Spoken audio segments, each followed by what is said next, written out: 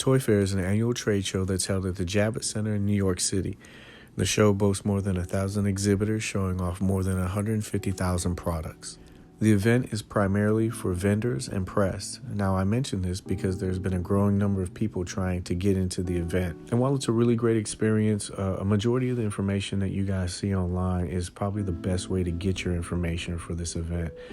I say that because a lot of people are under the impression that this is kind of like San Diego Comic-Con or New York Comic-Con. It's just a little something I thought would be helpful for people who are actually trying to get into this event. In all honesty, the main reason people are wanting to go is to get the Mezco exclusive. But for the past couple years, Mezco has done a really good job of trying to offer that to the public. So before we get started, I wanted to try to set this up so everybody is on the same page. I know it's going to be a lot to digest, and so I took a suggestion from somebody last year that said that I should break down the topics into sections and then also timestamp them. So what I'm asking is that everybody listen to each section to fully understand everything that's being covered, because each one of them is connected in one way or another. And with that being said, my name is Paige, and welcome to the Mezco 2020 Toy Fair Q&A wrap-up. So just a little bit about myself. I am a Mezco 112 collector. I'm also an admin in the 112 collectors group. Being an admin has actually allowed me to monitor the boards pretty frequently. So I decided to take those talking points, questions, and concerns that I saw throughout the past year and try my best to address them with some of the representatives at Mezco during this year's Toy Fair event. One of the things that really needs to be pointed out is that as collectors, we all have our own personal opinions and expectations about what collecting is. So it's important to understand that the answers that are going to be given throughout this Q&A wrap-up is not going to please everybody or be the end-all answer for some of the collectors that were looking to resolve certain issues. Again, collecting preferences are going to be different from person to person. So keep in mind that the answers that were given are what they consider the best possible solutions to kind of balance out what they're trying to achieve as a company to provide the best possible product experience globally for fans and collectors. Also, everybody I talked to last year will not be named, obviously for a number of reasons. But anybody that kind of doubts if this information is valid, I can tell you that I had a member of the community with me at all times. Also, I'm pretty sure most of the people in the community saw me there. And plus, I wouldn't travel all the way to New York just to get all this information just to BS you guys. Okay, so the reason why I started with this segment was because Mezco has gotten a reputation over the past few years for not giving interviews or answering questions. Now, I've been extremely lucky enough to build a rapport with him over the past couple of years. So when I do attend events like this, it's a little bit easier for me to talk and get answers to some of the questions that are floating around the community. It took a long time to develop that trust and relationship. I say that because I think that the same format can be applied here in the group. With constructive community feedback, honest praise, and criticism, I think it can help Mezco and the collecting community come around to a common ground. So I was able to meet with a couple of different representatives from multiple departments, and I was able to talk freely about some of the concerns of the community. And I'll be honest with you, I didn't really feel at any time that I was bothering them or hassling them. As a matter of fact, Matthew Rodden was with me the whole time, but I was able to go on these 5 to 10 minute talking points with them, and they were very receptive to wanting to know what they could do to help improve the overall customer experience. And I believe that one of the biggest highlights of the booth for me was the focus that they were going to try to put on opening up more lines of communications to kind of reconnect with the fans. I got a chance to spend some time with the new social media director, and she talked about the ideas that they have coming up in the next year. Like I said, they were trying to focus in on reconnecting with the fans, but they also want to do a little bit more of giving back. Some of the ideas that were discussed were more contests and fan appreciation events similar to the 112 Day and the Toy Fair Artist Spotlight that they did recently. Now, one of the ideas that I thought was really interesting was they wanted to do a live Q&A event where they would actually sit and answer questions from the community. Now, personally, I thought this was a very bold idea. I like it, but it's very bold. There are some topics of conversation that obviously both sides want to discuss. There just needs to be a little bit of a middle ground where they understand that there's going to be some very hard-hitting questions regarding the line. And then there's going to be some fans that would need to understand that there's going to be some answers that possibly will hit with some and will not with others. One of the things I did take away was they want to hear feedback from collectors, and as well they should. The collectors are the reason why the line is successful, and it keeps growing each year. While I was talking to them, I felt like they really understood and respected that dynamic. And personally, I think they just want a better understanding of what fans and customers want. Saying something sucks, that's not feedback. A lot of times as collectors, we got to take emotion out of what we're saying, which is hard because we are collectors and we're very passionate about the characters that we love. We also spend a lot of money on this stuff, and they understand that as well. And what they're trying to do is they want to meet and exceed the customer-based expectations. Now, one thing I was wrong about was trying to identify problems. I used to tell people in the group, if you do have a complaint, try to offer a solution. And I was surprised as soon as I said that, they told me, no, that's their job. The biggest takeaway from all this was communication. Identifying a problem and helping them understand what it is that you don't like so they can come up with something that can be beneficial for both sides. The better the communication, the easier and faster the process can be put into place to correct that problem.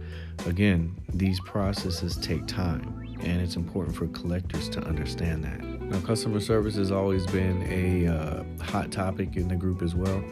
I was told that there's been an effort to increase the response time to email traffic. One thing that they wanted collectors and customers to be aware of is that they handle a very high amount of customer requests. They understand that there's a very high level of interest in the line and legitimate customer service related issues. An example of some of the questions that they're getting is when does something come out, or why does a figure have this feature and this one doesn't, or why is there a difference in this color palette and there's difference from the other one. Are you going to make this character? Now, while those questions may be valid, they're asked multiple times in a day. And then you'll have customers and collectors that may have questions about their defective figures, product replacements, payment resolutions, etc., etc. All of those questions are mixed in one big bowl that they have to sift through. This is one of the things that I think makes the Mezco group so invaluable, because some of those issues can be addressed within the forum. So say, for example, one person wants to find out when a figure is released. That person can contact the company, and then they can transfer that answer to the board. That way, multiple people aren't asking the same question over and over again. And I've said this before, companies use these boards as tools for feedback. There are members within our group that work for Mezco as well as other toy companies. And it's one of the reasons why I try to stress the importance of how people address some of these issues they want to see changed or resolved. Now, when I was speaking to the social media manager, she said that they did understand that the group is a social media platform, and it's something that provides them with some unfiltered feedback of what people think about their products. And they said they were totally fine with that. Where the strain comes in is when people without that filter let it spill over to when they contact customer service. Now, me personally, I've never had a negative experience when I've contacted their customer service. That doesn't mean that my experience is everybody else's experience, and I understand that. I can understand from a customer point of view that there's going to be situations that come up that are very frustrating, and they recognize that as well. They just ask that when you contact them with these issues, that you treat them in the same manner that you would like to be treated if someone brought an issue to you at your job. So after all that, I felt like the conversation was going really well, and I figured it was a great time to get into what you guys have been tuning in for, and that's the actual Q&A portion of this wrap-up. So still a little bit of light conversation as we started walking around the booth. I actually had a couple people reach out to me and ask me a couple questions about this, but the first thing we started talking about was the placards with the QRC codes on it, and I think people will notice this. They were spread around the booth, with certain figures. So from my understanding, this was going to be a new feature that they were going to add to conventions, and they wanted to try to start it off at Toy Fair. What it is that people would walk up to the QRC code, you would scan that code, and then it would either give you information about the figure, pre-order information about the figure, or you would actually be able to order that figure at that time. Again, this function was not yet available, so hopefully it'll be able to be implemented at the future conventions. So as we moved around the booth, they had a couple of really elaborate setups this year. The setup pieces or dioramas were all done by Crashbox Customs. I think he did a really excellent job. A lot of unique pieces. And then they were just accentuated by the fact that D Amazing did all the posing for it. A lot of really great setups this year. What was really interesting was some of the figures that they had on display. So just to let people know, those Hydra soldiers, those were customs. I think what they did with those is they took the Daredevil body and they painted them green and just added a couple little extra things to the head sculpts. I was also told these figures are not production pieces, so don't get your hopes up with that just yet. The other black figure that was in the Gold Gomez case, those were also customs as well. So just like last year, there was some noticeably absent figures, and it had a lot of people wondering if these figures were even going to be released or if they were canceled. I didn't want the question to get too boring or kind of redundant, so I decided to play a little game with them and say we do like yes, no, maybe so. And we just ran down through a list of figures that have been shown or ones that we have a lot of interest in, and they kind of went like this. H2 Michael Myers. Yes, that's still a go. It just didn't make it to the show. They Live. Yes, they are still doing that one, and they're also working on more horror figures. Robin Hood? No, that's a no-go. Justice League Flash? Maybe so. So they said that this depends on if they make a new movie. They also said that if the demand is still there and some other factors. Shadow Assassin Gomez. So this is something that wasn't commented on. They know how high this ranks on Mezco Collectors list, but they didn't really give a lot of information out on it. So I would put this in the anything's possible category. Yeah, I know. Sorry, guys. MDX Blade. So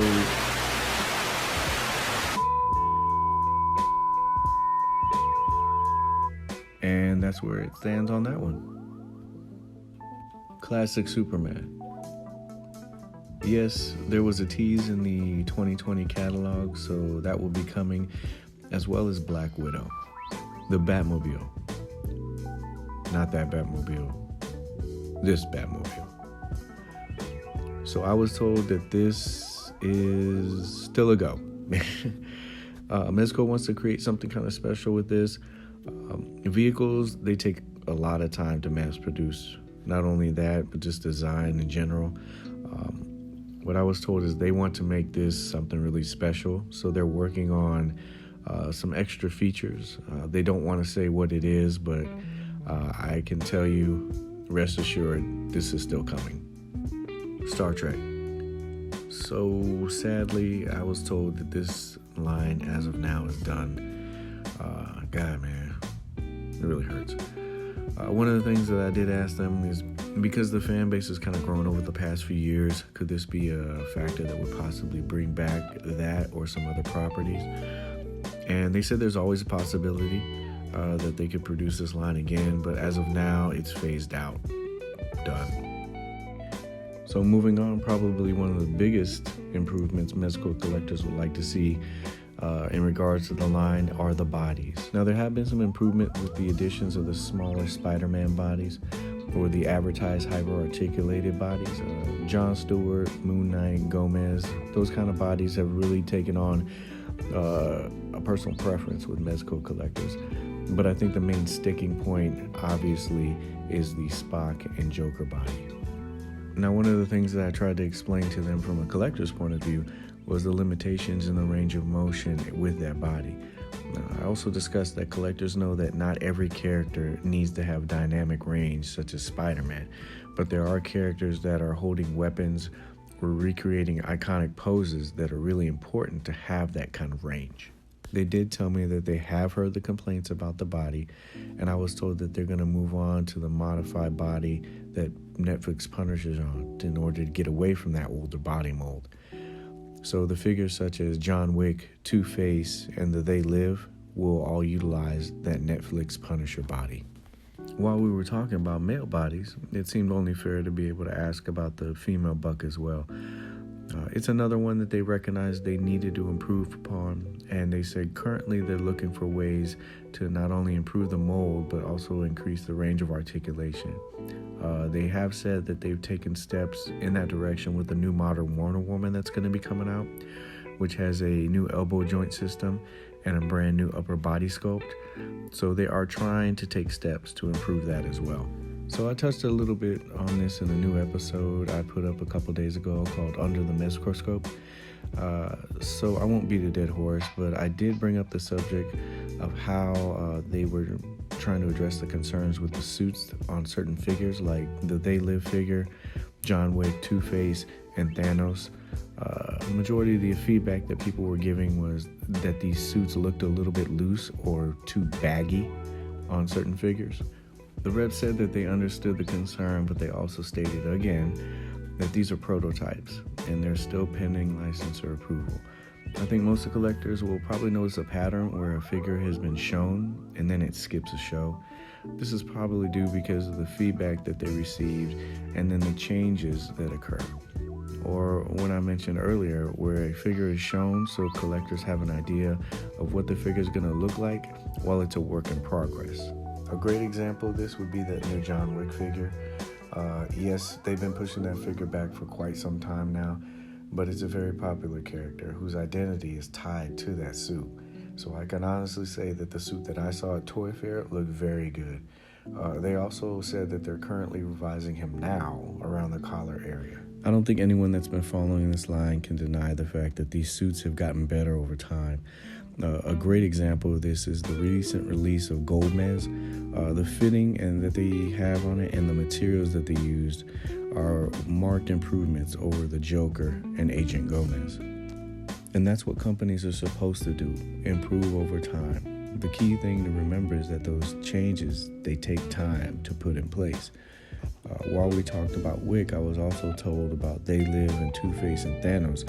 Those were also figures that they're still working on as well. And while we're on the subject of Thanos, I think it's probably good that we talk about some of the other points that was discussed about him at Toy Fair. So I'm pretty sure everyone remembers the initial prototype image that they showed and how all of a sudden in a snap it was completely different than what it looked like a couple minutes ago. Looking at that head sculpt at Toy Fair, I was very impressed by it. I was also told that the suit is currently being worked on as well, mainly the fitting around the body area. They also said that they're going to be working on the armor in the shoulder area, and so that should give him more of a streamlined look. One thing that I am really surprised about that didn't seem to get a lot of attention from collectors was the Infinity Gauntlet. Now, in the promo pictures and then also the sample that they showed at Toy Fair, the gauntlet was made out of plastic, but in the product description, it said it would have a light-up feature. Again, I was told that this is a work in progress and they're going to possibly have something for us a little bit later down the road. So hopefully around SDCC or New York Comic Con, we'll be able to see that new feature in place. This really wasn't a question, but more of a talking point, and it was about package size. I have been collecting this line from the start, and I'm fortunate enough, mainly due in part because of the help of the community, to have everything that the line has put out so far. Now, after a while, that takes up a lot of space, and I'm a huge advocate for the MDX style packaging, whether it be regular release or the specialized tin releases that they've been coming out with the Rumble Society and Gomez lunch boxes. I also understand previous exclusives have their own tin and specialty tins and stuff like that. I understand, but personally, I think as this line continues to grow, it would be something that if they took into consideration, it would be very helpful and a space saver. The good news is that there was the conversation, and they said it would be something that they would look into in the future. So we talked about the past, present, and the main thing that I wanted to hear was the direction that the company wanted to take within the next few years. And the answer that I got was to maintain and improve upon the level of commitment to current and future collectors. They're really excited about the MDS Living Dead doll series and the 5 Points line. Mezco also said that they are looking forward to trying out new properties such as Planet of the Apes, Alien, Predator, that are going to push their creative and design boundaries. One thing that was confirmed is Gomez and Batman are not going anywhere. Gomez is the brainchild of Mez, and his love for Batman is well known. Maybe not Robin or his sidekicks, but I was told that doing a Robin figure is not completely out of the cards. They're trying to figure out the best version that would fit into their lineup, so even though it's not guaranteed, it's still at least being considered. But Gomez and Batman have been the company's faces as well as their biggest financial draws.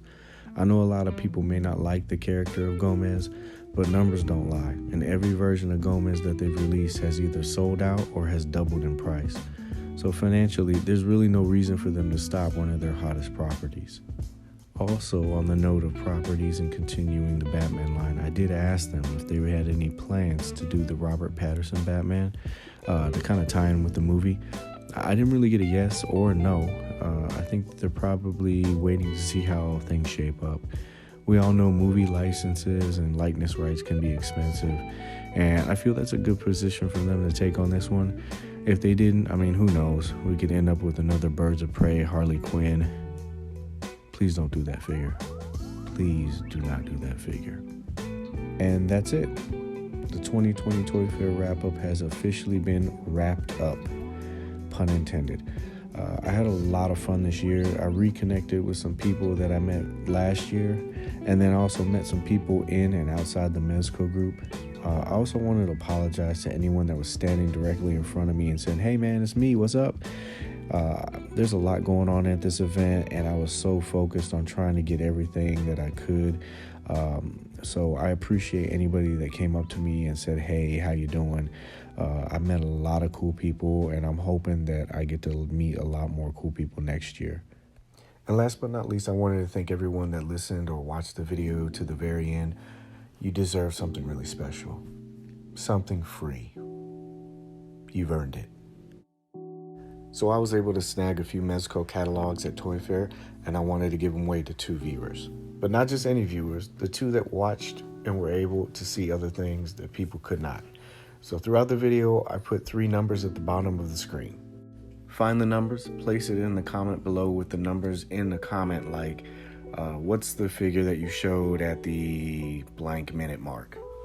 I know. It's so much work.